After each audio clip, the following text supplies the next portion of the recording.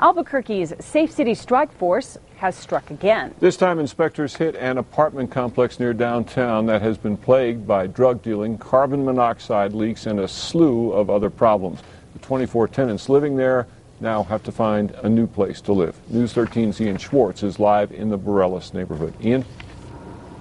Dick, neighbors say problems with drugs and gangs were easy to see here, but for the first time they learned of many more problems today. Doris Cedillo is getting kicked out of her home, but she calls it a blessing in disguise. God was hearing our prayers. Now we can get out of here and get us a new place. 4 families were forced to leave these apartments on Hazeldine just off of 4th Street after the city red tagged them.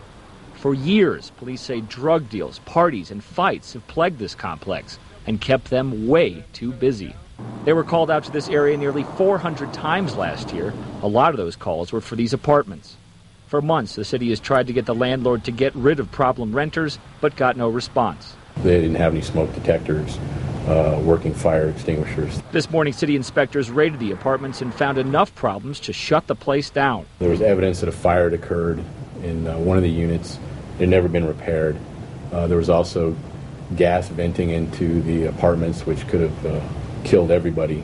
Doris Cedillo and her grandson live in the unit the city says has a carbon monoxide leak. Now that they told me that he could be breathing in all that stuff, it could have killed my grandson. We stopped by landlord Harvey Valenzuela's home in Rio Rancho to ask if he planned on fixing the problems as the city has ordered him to do.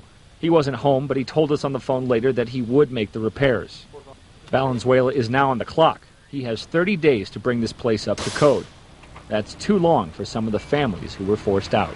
It's hard. I have little ones, and a motel's not a place to have your kids.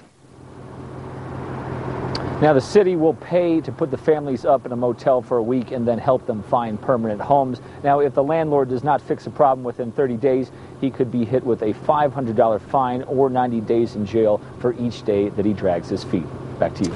All right, Ian, the owner says after he does fix up those apartments, he wants to sell them because he told us he is tired of the city breathing down his neck.